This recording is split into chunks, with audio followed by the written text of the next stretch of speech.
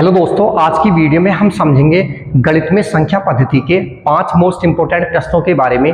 मैं जो आपको एक प्रश्न करा रहा हूँ सीटेट, यूपीटेट और सुपर टेट के लिए मोस्ट इंपोर्टेंट प्रश्न है, क्योंकि अक्सर एग्जाम में इसी तरह के प्रश्न पूछे जाते हैं। इसलिए आप इस वीडियो में एंड तक बने रहिएगा और आपको वीडियो पसंद आए तो वीडियो को लाइक करें, शेयर करें, कमेंट्स करें, चैनल को भी सब्सक्राइब करें। तो चलिए शुरू करते हैं। देखिए हमारा आज का क्वेश्चन नंबर 1 है। देखिए इसमें दिया हुआ है, यदि किन्हीं दो प्राकृतिक संख्याओं a और b के लिए a की घात b बराबर 125 हो तो b की घात a का मान क्या होगा। देखिए हमें ये बताना है और इसके हमारे पास ऑप्शन दिए हुए हैं। देखिए a ऑप्शन में है 243, b ऑप्शन में 241, c ऑप्शन में 242, d ऑप्शन में 247। तो देखिए सबसे पहले हम किस तरह से करेंगे, जो हमारे पास मान दिया वो उस मान को हम सबसे पहले लिखेंगे। देखिए दिया हुआ हमारे पास a की घात b बराबर 125, ये लिखेंगे a की घात b बराबर 125। हमें मान निकालना है b की घात a बराबर क्या होगा, ये हमें बताना। तो देखिए सबसे पहले हम ये करेंगे, जो 125 दिया हुआ हमारा ये, हम इसके अभाज्य गुणनखंड करेंगे। तो देखिए किस तरह से करते हैं, a की घात b बराबर 125 को हम टुकड़े करेंगे, यानी कि अभाज्य गुणनखंड याद करेंगे। इसे लिख सकते हैं हम 5 पंजे 25 और पंजे कितना होगा आपका 125। फिर लिखेंगे हम इसे a की घात b बराबर, देखिए 5 कितनी बार है, गुणा में 1 2 3, इसे लिख सकते हैं हम 5 की घात 3।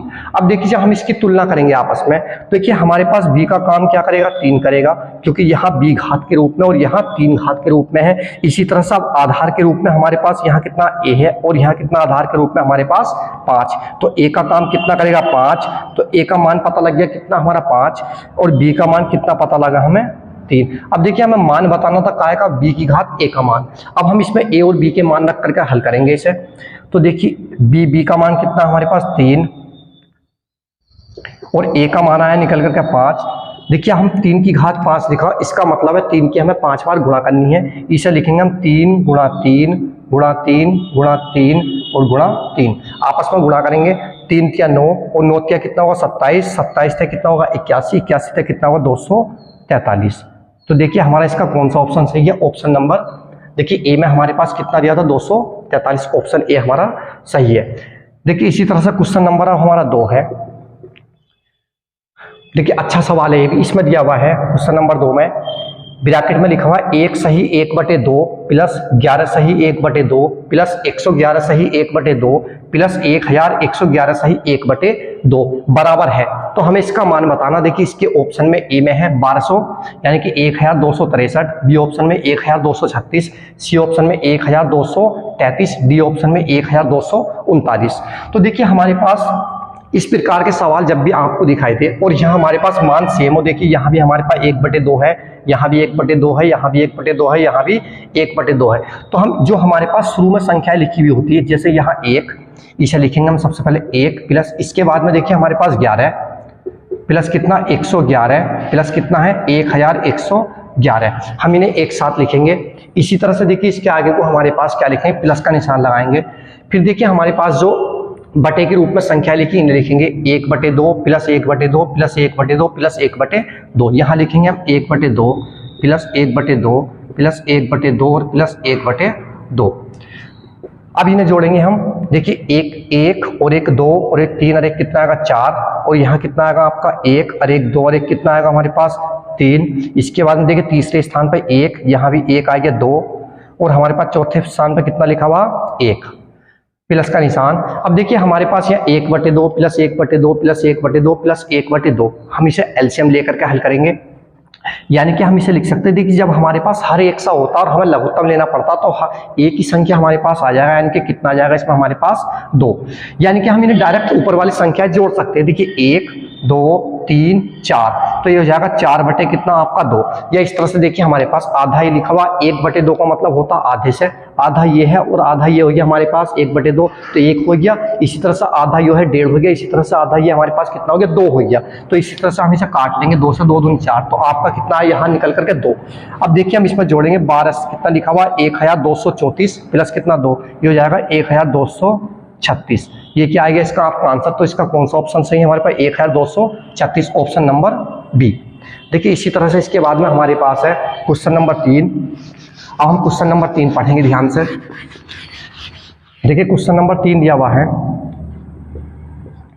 इसमें लिखा हुआ है दो संख्याओं का योग, योग बोलते हैं हम जोड़ने को, और गुणनफल, गुणनफल बोलते हैं आप जानते हैं गुणा करने को, क्रमशः 12 और 35 है, तब उनके व्युत्क्रमों का योग होगा। तो देखिए हमारे पास दो संख्याएं हैं, हमें पता नहीं वो संख्या हमारे पास है क्या, उनका हमारे पास योगफल दिया हुआ है 12 और गुणनफल कितना दिया हुआ आपका 35, उनके व्युत्क्रमों का योगफल बताना। व्युत्क्रम बोलते हैं उल्टी चीज को, ठीक है। जैसे कि मैं आपसे कहूं कि 5 का व्युत्क्रम बताइए तो आप बता देंगे 1/5, क्योंकि किस तरह से निकालते हैं, देखिए हमने 5 लिखा, इसके बटे हम अपने पास से 1 लिख सकते हैं, कोई भी संख्या उसके बटे में हम 1 ले सकते हैं, तो इसे पलट देंगे कितना होगा 1/5 इस तरह से। और देखिए इसके ऑप्शन दिए हुए हमारे पास, ए ऑप्शन में 1/3, बी ऑप्शन में 1/5, सी ऑप्शन में 12/35 और डी ऑप्शन में 35/12।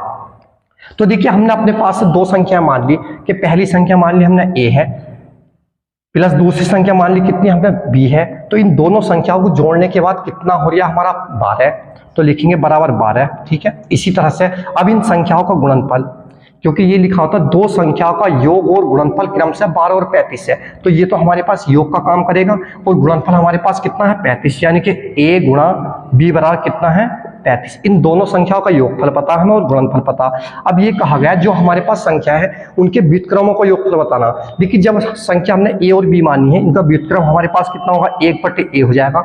मैंने आपसे बताई कि अगर हमारे पास a लिखा हुआ कहीं इस तरह से, इसके बटे में अपने पास से 1 करेंगे, इसका व्युत्क्रम हमें निकालना होगा तो क्या लिखेंगे 1/a, उल्टा कर देंगे यानी कि, तो 1/a हो गया।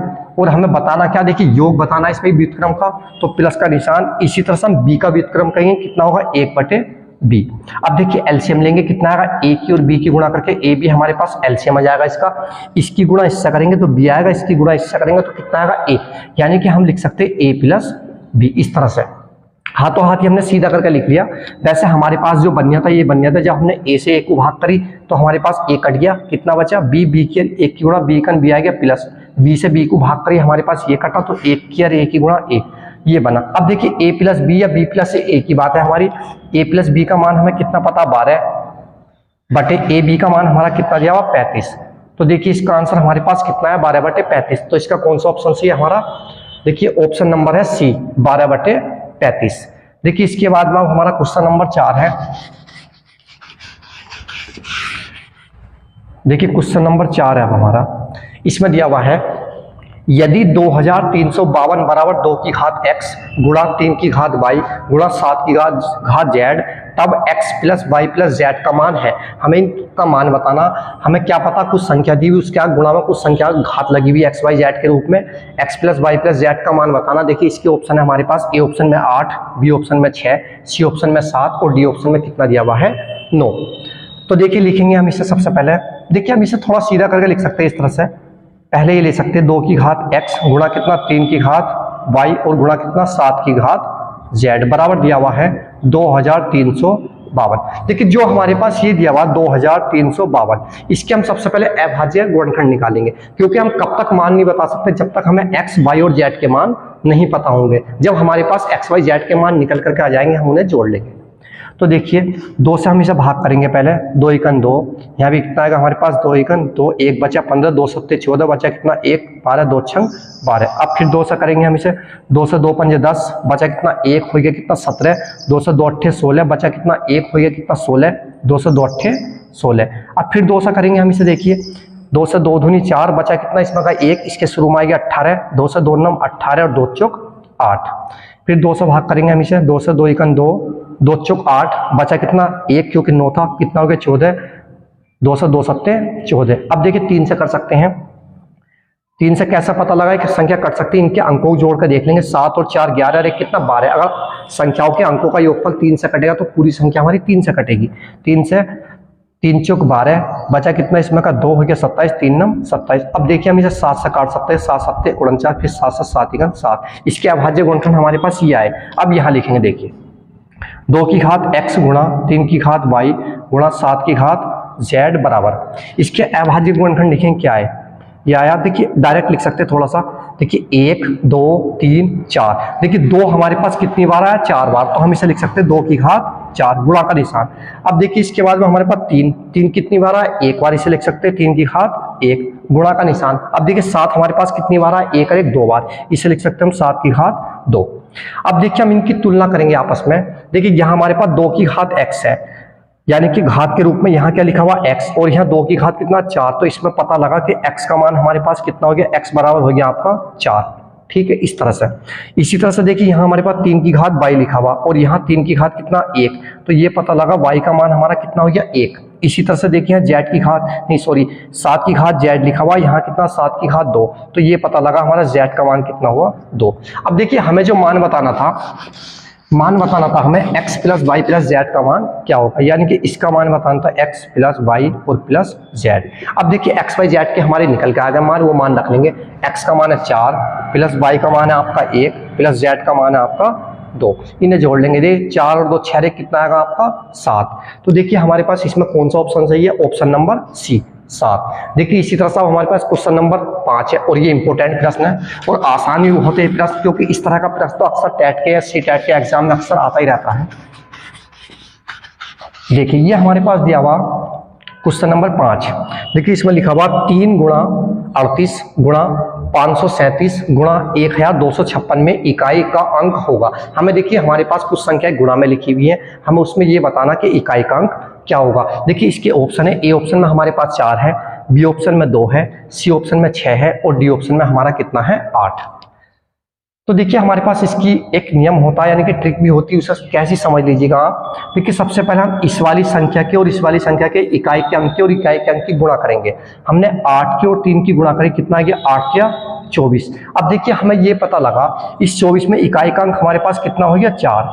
अब इस वाले 4 की और इस वाली के इकाई के अंक की गुणा करेंगे हम, क्योंकि इन दोनों में तो हमें पता लग गया इकाई का अंक कितना आ गया 4। अब इन दोनों में देखना कितना आएगा, तो 4 की और 7 की जब गुणा करेंगे 4 7 कितना आएगा आपका 28। ठीक है, अब हमारे पास इन दोनों में कितना पता लग गया, इसका इकाई का मान कितना है 8। अब इस 8 की और इस 6 की गुणा करेंगे हम इकाई के अंक की, तो 8 6 कितना आएगा आपका 48। तो देखिए हमें इकाई का अंक बताना था, तो इकाई का अंक आपका कितना आएगा इसमें 8। तो देखिए हमारा कौन सा ऑप्शन सही है, ऑप्शन नंबर डी 8। देखिए इस तरह से मैंने आपको समझाया बहुत अच्छी तरीके से, और आपको वीडियो पसंद आई तो लाइक करें, शेयर करें, कमेंट्स करें, चैनल को भी सब्सक्राइब करें। तो देखिए इस चैप्टर की एक वीडियो पहले ही बना चुका हूँ, आप उसे प्लेलिस्ट में जाकर देख सकते हैं, और आपको इस प्रकार की यानी कि प्रत्येक चैप्टर से आपको वीडियो मिलती रहेगी, इसलिए आप चैनल को जरूर सब्सक्राइब करें। तो आज की वीडियो यही समाप्त होती है, नेक्स्ट वीडियो में आपसे मिलते हैं, जब तक के लिए बाय, धन्यवाद।